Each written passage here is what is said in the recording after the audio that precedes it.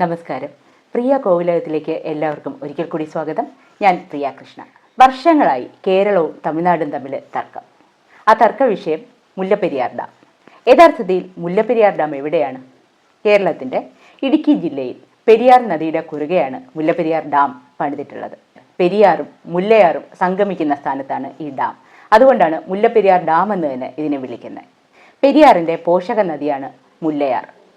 സത്യത്തിൽ പെരിയാറും മുല്ലയാറും ഒക്കെ നമ്മുടെ കേരളത്തിൻ്റെ സ്വന്തമാണ്. 244 കിലോമീറ്റർ നീളമുള്ള പെരിയാർ ഉത്ഭവിക്കുന്നതും അവസാനിക്കുന്നതും എല്ലാം കേരളത്തിൽ തന്നെയാണ്.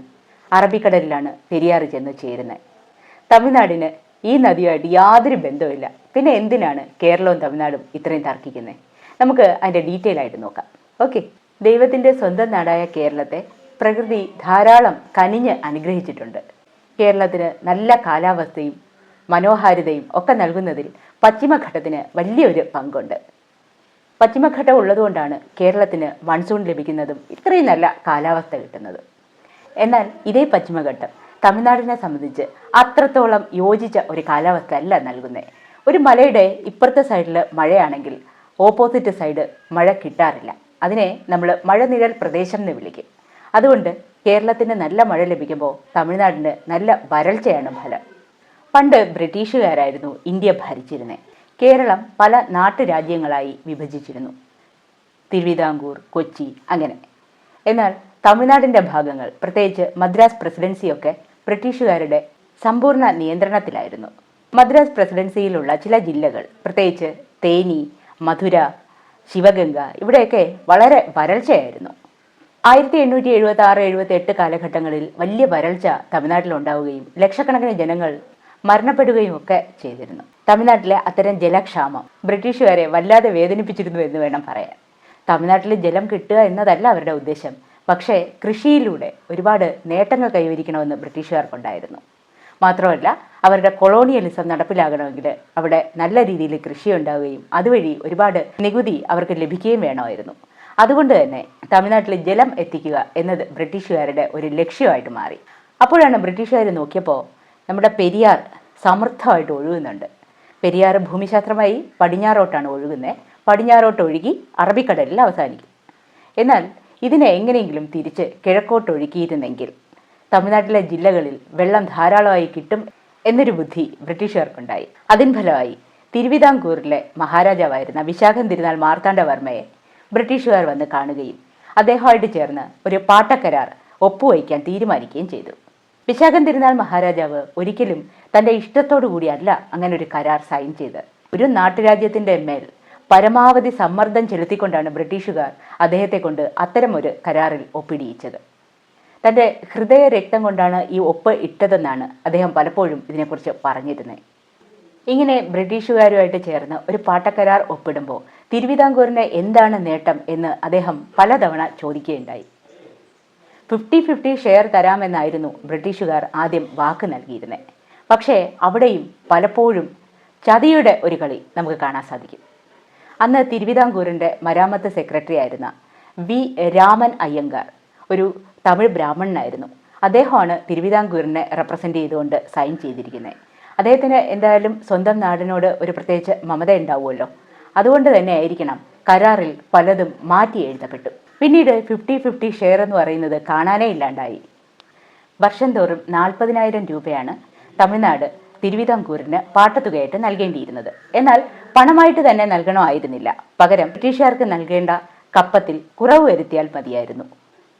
സാധാരണയായി ബ്രിട്ടീഷ് സർക്കാരും നാട്ടുരാജ്യങ്ങളും തമ്മിൽ ഒരു എഗ്രിമെൻ്റ് സൈൻ ചെയ്യുമ്പോൾ 99 വർഷമായിരിക്കും അതിൻ്റെ കാലാവധി. എന്നാൽ ഈ പാട്ടക്കരാറിനോ 999 വർഷമാണ്. 1886 ഈ പാട്ടക്കരാർ സൈൻ ചെയ്യുന്നത്. അതനുസരിച്ച് അത് തീരുന്നതിന് ഇനി 2885 വർഷം വരെ വേണ്ടി വരും. എഗ്രിമെൻ്റ് സൈൻ ചെയ്ത ശേഷം 1887 ഡാമിൻ്റെ നിർമ്മാണ പ്രവർത്തനങ്ങൾ ആരംഭിച്ചു.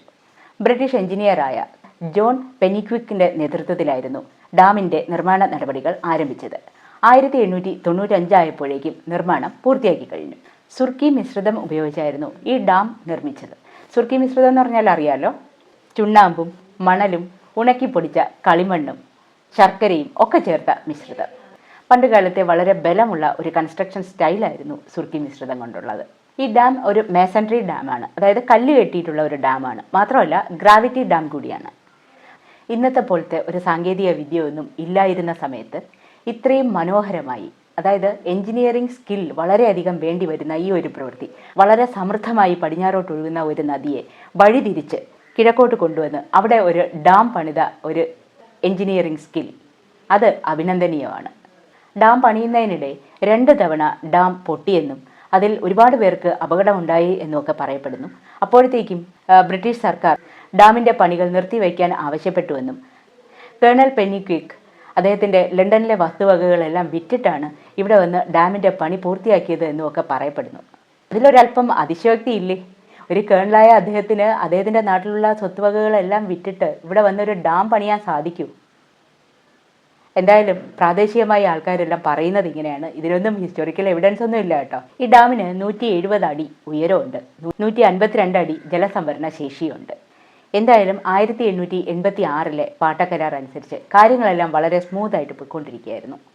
അപ്പോഴാണ് 1932 മുല്ലപ്പെരിയാർ ഡാമിലെ ജലം ഉപയോഗിച്ച് പവർ ജനറേഷൻ അവർ ആരംഭിച്ച് തിരുവിതാംകൂറും തമിഴ്നാടും തമ്മിലുള്ള തർക്കത്തിന് കാരണമായി.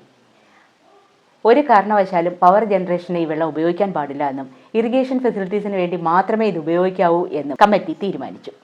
1959 ആയപ്പോൾ പുതിയ ഒരു ഹൈഡ്രോ ഇലക്ട്രിക് പ്രോജക്റ്റുമായിട്ട് തമിഴ്നാട് മുന്നോട്ട് വരികയും അത് വീണ്ടും കേസുകളിൽ അവസാനിക്കുകയും ചെയ്തു.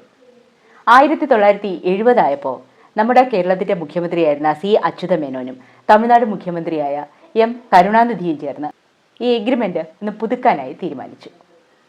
അതിൻ ഫലമായി വർഷം തോറും 40,000 രൂപ എന്നത് മാറ്റി ഒരു ഏക്കറിന് 30 രൂപ വെച്ച് തമിഴ്നാട് കേരളത്തിന് നൽകണം എന്ന് വന്നു. മുല്ലപ്പെരിയാർ ഡാമിന് 8,100 ഏക്കറാണുള്ളത്. അങ്ങനെ കണക്ക് നോക്കുമ്പോൾ വർഷം തോറും 2.5 ലക്ഷത്തോളം രൂപ തമിഴ്നാട് കേരളത്തിന് പാട്ടത്തുകയായി നൽകുന്നുണ്ട്. മാത്രമല്ല ഈ എഗ്രിമെൻറ്റിൽ മുല്ലപ്പെരിയാർ ഡാമിലെ ജലം ഉപയോഗിച്ച് വൈദ്യുതി ഉൽപ്പാദിപ്പിക്കാനുള്ള പെർമിഷനും കേരളം തമിഴ്നാടിന് നൽകി. അതിൽ നിന്നും സർചാർജ് എന്ന നിലയിൽ 7.5 ലക്ഷം രൂപ തമിഴ്നാട് കേരളത്തിന് നൽകണം. ഇന്നും ഏകദേശം 10 ലക്ഷം രൂപ ഡാമിൻ്റെ പാട്ടത്തുകയായിട്ടും ഇലക്ട്രിസിറ്റിയുടെ സർചാർജായിട്ടും കേരളത്തിന് നൽകുന്നുണ്ട്. എന്നാൽ ഇതൊന്നും അല്ല കാര്യം. എന്തിനാണ് ഇപ്പോൾ നമ്മൾ ഈ ഡാമിനെ പേടിക്കുന്നത്? 1975 ചൈനയിലെ ബാൻജിയാവോ എന്ന് പറയുന്ന ഡാം തകരുകയുണ്ടായി. അതിൻ്റെ ഭാഗമായിട്ട് 1.5 ലക്ഷത്തോളം ജനങ്ങളാണ് മരണപ്പെട്ടത്. ഇത് ജനങ്ങളുടെ ഭീതി കൂട്ടുകയാണ് ഉണ്ടായത്. അതുപോലെ തന്നെ 1979 ഗുജറാത്തിലെ മാച്ചു ഡാമും ഇതുപോലെ തകർന്നു. അന്ന് 10-15,000 ആൾക്കാർ മരണപ്പെടുകയുണ്ടായി. ഇതുകൂടെ ആയപ്പോൾ കേരളത്തിലെ ജനങ്ങൾക്ക് വല്ലാത്തൊരു ഭീതി ഉണ്ടായി.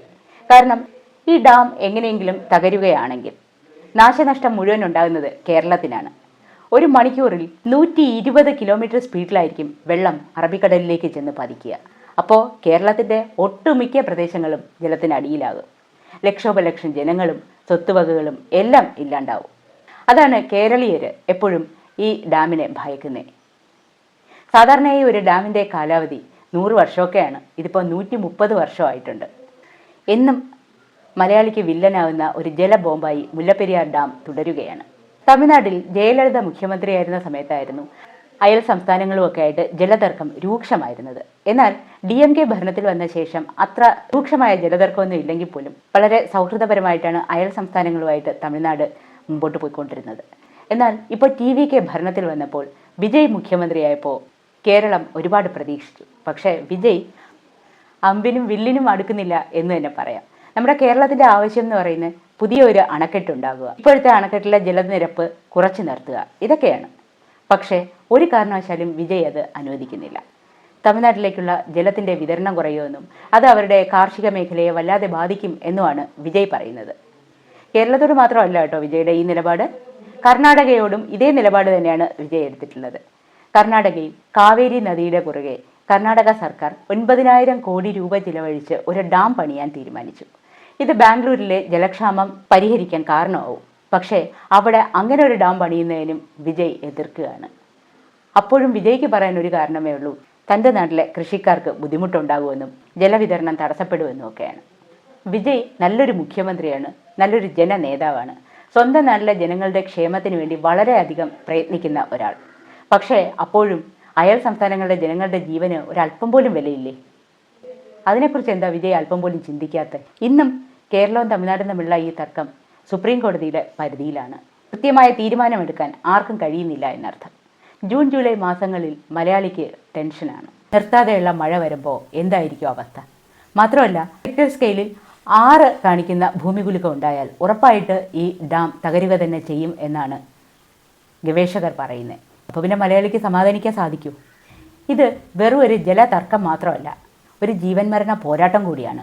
ലക്ഷക്കണക്കിന് ജനങ്ങളുടെ ജീവൻ്റെ സുരക്ഷയും ഒപ്പം ഒരു നാടിൻ്റെ തന്നെ 5 ജില്ലകളിലെ കുടിവെള്ളവും ഇലക്ട്രിസിറ്റിയും എല്ലാമാണ് ഈ മുല്ലപ്പെരിയാർ ഡാം. ഇതെല്ലാം പരിഹരിക്കണമെങ്കിൽ ശാസ്ത്രീയമായ ഒരു പഠനം അനിവാര്യമാണ്. അതുപോലെ ആരോഗ്യകരമായിട്ടുള്ള ഒരു ചർച്ച. അത് ഈ 2 സംസ്ഥാനങ്ങളിലെയും നേതാക്കൾ ഒരുമിച്ചിരുന്ന് ഒരു ടേബിളിന് ചുറ്റും ഇരുന്ന് പറഞ്ഞു തീർക്കാവുന്ന കാര്യം മാത്രമേ ഉള്ളൂ. ഈ വിഷയത്തെക്കുറിച്ച് സാങ്കേതികമായി പഠിക്കുകയും കേരളത്തിലെ ജനങ്ങളുടെ ജീവന് സുരക്ഷ നൽകുമെന്ന് ഉറപ്പുവരുത്തുകയും അതുപോലെ തമിഴ്നാട്ടിലേക്കുള്ള കുടിവെള്ളവും ഇലക്ട്രിസിറ്റിയും ഒക്കെ മുടങ്ങാതെ ലഭ്യമാക്കാൻ സാധിക്കുമെന്നും ഉറപ്പുവരുത്തുകയും ചെയ്താൽ മാത്രമേ ഈ ഒരു പ്രശ്നത്തിന് ഒരു ശാശ്വതമായ സൊല്യൂഷൻ ഉണ്ടാവുകയുള്ളൂ. ഡാമിൻ്റെ ശോചനീയാവസ്ഥ ചൂണ്ടിക്കാണിച്ച് ഒരുപാട് പേര് മുന്നോട്ട് വരുന്നുണ്ട്. അവയെല്ലാം നിസ്സാരമായി തള്ളിക്കളയാതെ ഒരു കൂട്ടം ജനങ്ങളുടെ കാർഷിക വൃത്തിയും കുടിവെള്ളത്തെയും മാത്രം ഫോക്കസ് ചെയ്യാതെ എല്ലാവർക്കും തുല്യ പരിഗണന കൊടുത്തുകൊണ്ട് ഈ കാര്യത്തിൽ എന്തെങ്കിലും ഒരു തീരുമാനം ഉണ്ടായെങ്കിൽ മാത്രമേ ജനങ്ങൾക്ക് ഭീതിയില്ലാതെ കിടന്നുറങ്ങാൻ കഴിയുള്ളൂ. ഒത്തൊരുമയോടെ നിന്നുകൊണ്ട് എന്തെങ്കിലും വികസനപരമായ പദ്ധതികൾ തീരുമാനിക്കുമ്പോൾ അതിന് വേറിട്ട് നിന്നുകൊണ്ട് തടസ്സം സൃഷ്ടിക്കുക, ഇതാണ് ഇപ്പോൾ വിജയ് ചെയ്യുന്നത്. ഇത് വികസനത്തിന് എത്രത്തോളം പ്രതികൂലമായി ബാധിക്കുമെന്നറിയോ? എന്തായാലും സുപ്രീം കോടതി ഇടപെട്ട് 2 സംസ്ഥാനങ്ങൾ തമ്മിലുള്ള തർക്കം പരിഹരിച്ച് എത്രയും പെട്ടെന്ന് ഒരു ഡാം പണിയുകയോ മറ്റോ ചെയ്ത് ജനങ്ങൾക്ക് സമാധാനം നൽകട്ടെ എന്ന് നമുക്കിപ്പോൾ ആഗ്രഹിക്കാം, അല്ലേ? നമുക്കിപ്പോൾ അത് മാത്രമല്ലേ ചെയ്യാനാവൂ. പുതിയ ഒരു ഇൻഫർമേറ്റീവ് വീഡിയോ ആയിട്ട് വീണ്ടും കാണാം. അതുവരെ എല്ലാവർക്കും ബൈ ബൈ.